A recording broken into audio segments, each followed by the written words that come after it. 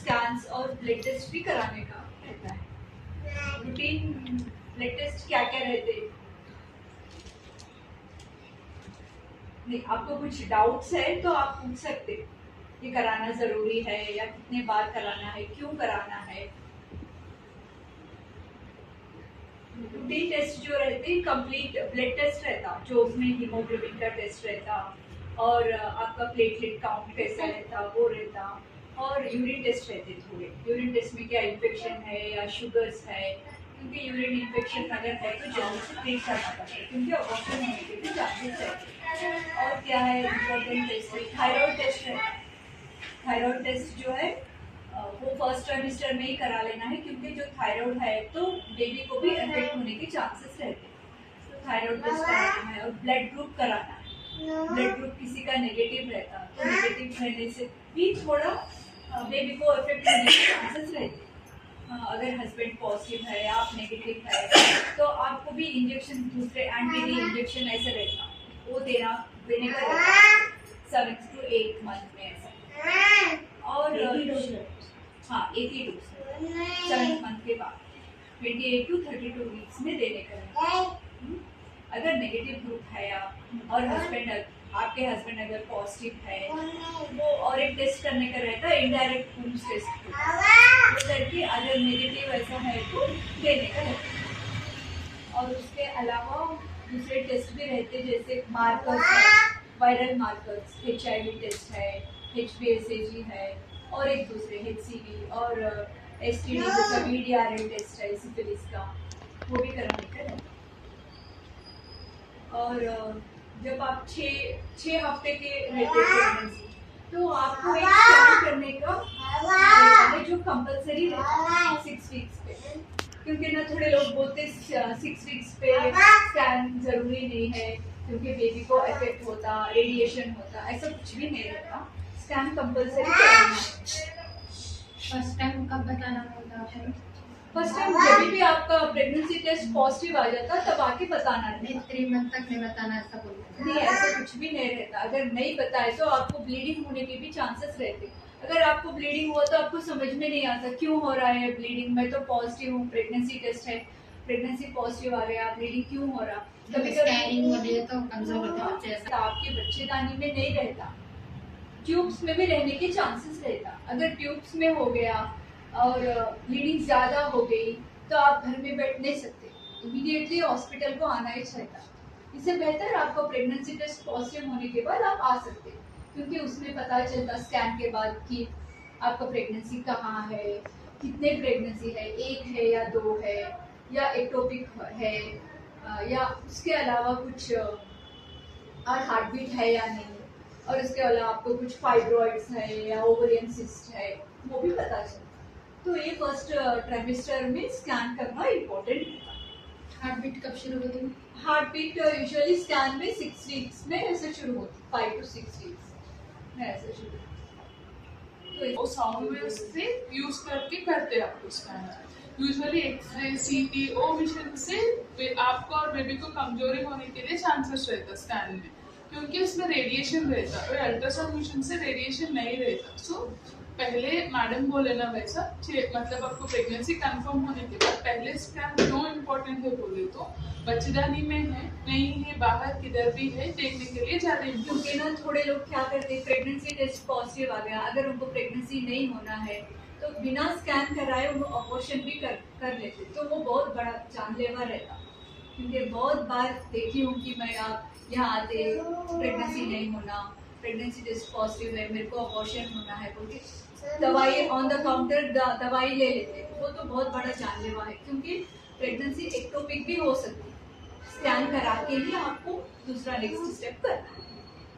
और पहले 3 महीनों में बेबी का पूरा ऑर्गन्स डेवलप होना उस टाइम पे शुरू होता, मतलब इसके बाद 3-4 महीने से उसका ऑर्गन्स डेवलप होता है ना, और ऑर्गन्स थोड़ा बड़ा होता उतने से।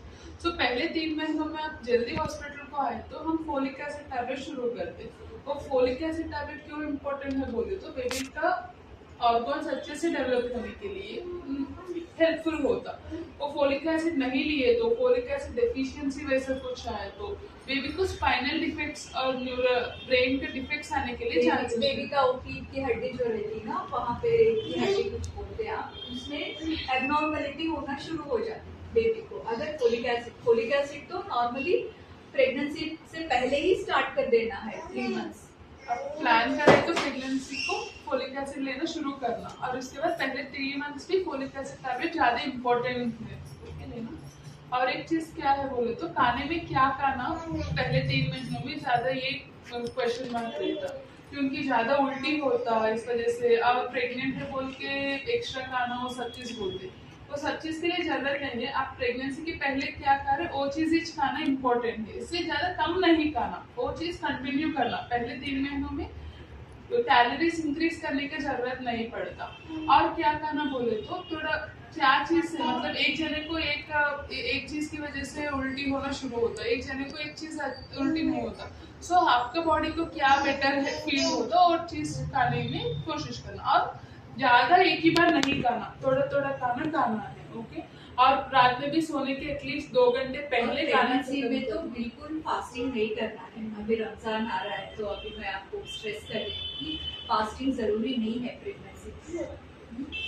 और प्रेगनेंसी में भी जैसा इन लोग बोले थोड़ा 2-3 आवर्स में ऐसा खाना है, फास्टिंग तो बिल्कुल नहीं करना है। डिहाइड्रेशन होता है ना, पानी भी ठीक से पीना है, नहीं तो अगर यूरिन इन्फेक्शन के चांसेस बहुत रहते हैं। यूरिन इन्फेक्शन हो गया तो बेबी का अबॉर्शन होने का भी चांसेस है।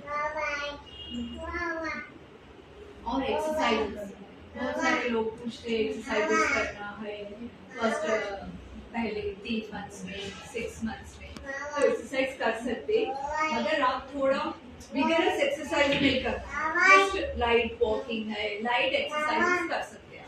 क्योंकि कभी कभी बेबी फॉर्म होने के टाइम पे प्लासेंटा वगैरह पूरा नीचे रहने के चांसेस रहता, कभी कभी सर्विक्स छोटे रहने के चांसेस रहता, तो अगर वो सब कुछ है तो अबॉर्शन होने के भी चांसेस रहते। तो ये फर्स्ट 6 to 7 मंथ्स थोड़ा लाइट एक्सरसाइजेस, वॉकिंग बेस्ट रहता, वॉकिंग कर सकते हैं आप, लाइट से वॉकिंग कर सकते हैं। और आपको कितने बार आना है हॉस्पिटल में, ये जो 7 मंथ्स है तो एवरी मंथ आना का रहता हॉस्पिटल, क्योंकि एवरी मंथ जो रहता उसमें थोड़े टेस्ट रहते वो करने के रहते, but every month same test कराने की जरूरत नहीं, 2 मंथ्स में एक बार कराने का रहता। जैसा CBP है, थायराइड है, शुगर तो कंपलसरी फर्स्ट विजिट में कराने का रहता। और स्कैनिंग फिर फर्स्ट ट्राइमेस्टर में ये स्कैन करने के बाद फिर और एक एंटी स्कैन बोल के रहता, वो जो 11 वीक्स और 13 वीक्स के बीच में करते, वो जो है एनोमली बेबी का जेनेटिक प्रॉब्लम्स के लिए वो स्कैन करते हैं। जेनेटिक जैसे डाउन सिंड्रोम है, वो पूरा कंपलसरी है ये टेस्ट, क्योंकि बहुत सारे लोग पूछते हैं हम एक बार स्कैन करा लिए फिर स्कैन कराना जरूरी है क्या। फिर अगर स्कैन कराने के बाद भी थोड़े टेस्ट रहता जेनेटिक प्रॉब्लम्स के लिए, जैसे मार्कर्स टेस्ट, T1 क्वाड रहता, क्वाड्रुपल मार्कर्स रहता, तो वो एक टाइम रहता, वो एक टाइम के अंदर ही कर सकते हैं। जैसा एक T1 क्वाड जो है 11 वीक्स और 13 वीक्स 5 डेज में करना है, और क्वाड्रुपल मार्कर्स जो है 15-18 वीक्स ऐसा करना है। वो करने से बेबी को ऐसा कुछ डाउन सिंड्रोम होने के या क्रोमोसोमल अदर एब्नॉर्मलिटीज होने के चांसेस समझ में आता। अगर उसमें पॉजिटिव है तो हम दूसरे टेस्ट कराने का रहता, जैसा NIPT है, एम्नियोसेंटेसिस है, वो कराने का रहता, क्योंकि ये ओनली स्क्रीनिंग टेस्ट है। हम जो मार्कर्स टेस्ट कर रहे हैं वो 60 to 70% रिलायबल रहता। अगर कंफर्मेटरी होना बोले तो NIPT और एम्नियोसेंटेसिस करना है। मतलब फर्स्ट 12 वीक्स के पहले फ्लू वैक्सीन लेना ज्यादा इम्पोर्टेंट है। प्रेग्नेंट है, बिना प्रेग्नेंट है, अभी वायरस ज्यादा आ रहे, वायरस की वजह से इन्फेक्शंस भी ज्यादा हो रहे, न्यूमोनिया तक जाने के लिए रिस्क रहता। और प्रेगनेंसी में चीज क्या है बोले तो और ज्यादा इन्फेक्शंस का रिस्क ज्यादा रहता, मतलब नॉर्मल वायरल भी इनको रिस्क एंड कॉम्प्लिकेशंस ज्यादा रहता प्रेगनेंसी में। सो अवॉइड करने के लिए फ्लू वैक्सीन लेना इम्पोर्टेंट है। सो पहले से हम वैक्सीन लिए तो वायरस आने के लिए कम चांसेस रहता और उतना कॉम्प्लिकेशंस भी नहीं रहता। तो आप थोड़े मेडिसिन प्रेगनेंसी से पहले ले लिए, तो अभी क्या करना है, जैसे आपको शुगर है, प्रेगनेंसी से पहले शुगर है, बीपी है, थायराइड है, तो उसमें जो थोड़े मेडिसिन रहते तो अवॉइड करना है। जैसा बीपी के थोड़े टैबलेट्स रहते जो जनरल फिजिशियन लिख के देते, वो प्रेगनेंसी आने के बाद बंद करना है। वो आपको बताना है डॉक्टर को कि मैं ये खा रही थी, अभी खा सकते या नहीं, क्योंकि वो ड्रग्स बेबी को भी अफेक्ट करता है, एनोमलीज होते बेबी को, और थोड़े प्रॉब्लम्स आपको भी होते हैं। वो बीपी के, शुगर के और खून पतला होने के जो टैबलेट्स रहते हैं आप पहले से लेते होगे, जैसे वारफेरिन है, वो भी स्टॉप करने का रहता है, क्योंकि वो भी बेबी को अफेक्ट करता है। वो ऑर्गन्स डेवलप होने के टाइम पे बेबी को अफेक्ट करता है। और सब चीज बोलना इम्पोर्टेंट है डॉक्टर को। ये हॉस्पिटल तो 24/7 है, आप जो भी प्रॉब्लम है आ सकते, तो इसके कॉन्टैक्ट नंबर्स रहते हैं, उस पर कॉल करके कभी भी आ सकते हैं। ऐसा नहीं कि रमज़ान है, हॉलीडे रहता है, ये टाइम नहीं रहता, 24/7 रहता है। और इवन संडे और हॉलीडेज पे भी रहता है। Labour room will be always 24/7। ठीक है, आपको जो भी प्रॉब्लम है, ऐसा कॉफ है, फीवर है, कभी भी आ सकते हैं। ऐसा नहीं कि हॉस्पिटल बंद है, नहीं जाना है, नहीं है। ठीक है, कॉल करके कभी भी आ सकते हैं आप। बेबी होने के बाद जी, आप दूध अगर एवरी 2 आवर्स ऐसा देंगे तो वो धूप में रखेंगे तो भी सेटल होने के चांसेस रहते हैं।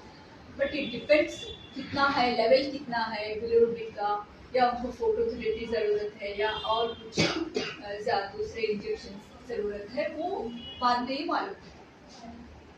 थोड़े लोग 7 मंथ्स में ही वो ट्रीटमेंट लेने के लिए बोल देते, जो पेड़ टैबलेट खान नहीं मिलता होना बोलके 7-8 महीने में कुछ तो भी दवा कुछ भी खाना ऐसा होता है, बच्चे को खान नहीं होना। ऐसा कुछ नहीं है, बच्चे को डिलीवरी होने के बाद ही समझ में आता है। अगर आपका ब्लड ग्रुप नेगेटिव है, ऐसा है, तो थोड़ा बेबी को भी इफेक्ट होने के चांसेस रहते हैं, वो हम स्कैन्स में देख सकते हैं। ठीक है, आप बोले ना जैसे जॉन्डिस का जरूरत नेगेटिव ब्लड ग्रुप में ना ऐसा कुछ कॉम्प्लिकेशंस तो नहीं रहते फर्स्ट प्रेगनेंसी, सेकंड प्रेगनेंसी में। अगर हम रूटीन चेकअप्स कराए, आईसीपी कराए, ऐसा कुछ प्रॉब्लम्स तो नहीं रहते। कब वो प्रॉब्लम रहता, अगर आपको थर्ड या फोर्थ प्रेगनेंसी है, आप पहले वो एंटी-डी इंजेक्शन बोल के रहता, वो प्रेगनेंसी के डिलीवरी के बाद भी लेने का रहता, अगर वो नहीं लिया, मिस हो गया, तो थर्ड और फोर्थ प्रेगनेंसी इफेक्ट होने के चांसेस रहते हैं। अगर इफेक्ट हुए तो भी हम उसको एवरी 2 वीक्स फॉलो अप करते हैं। जनरल कॉम्प्लिकेशंस तो नहीं। मदर को पूछे आप, बेबी को, दोनों को भी नहीं रहता, जस्ट रूटीन चेकअप्स की तरह आ सकते हैं। और एक इम्पोर्टेंट चीज आयरन कैल्शियम टैबलेट्स। 3 months में बेटर अवॉइड करो, until and unless it is an emergency। First 3 months travelling I don't prefer. अगर कुछ तो भी इमरजेंसी है तो ही जाना, वो भी by train. 4th to 7th month is best time to travel. अगर कुछ कॉम्प्लिकेशंस नहीं है, जैसे आपके पहले प्रेगनेंसी में अबॉर्शंस नहीं है, 2-3 अबॉर्शंस नहीं है, और पहले डिलीवरी होने के चांसेस नहीं है, ट्विंस नहीं है, आवर अच्छा ऊपर है, अब कुछ भी कॉम्प्लिकेशंस नहीं है, तो आप ट्रैवल कर सकते हैं।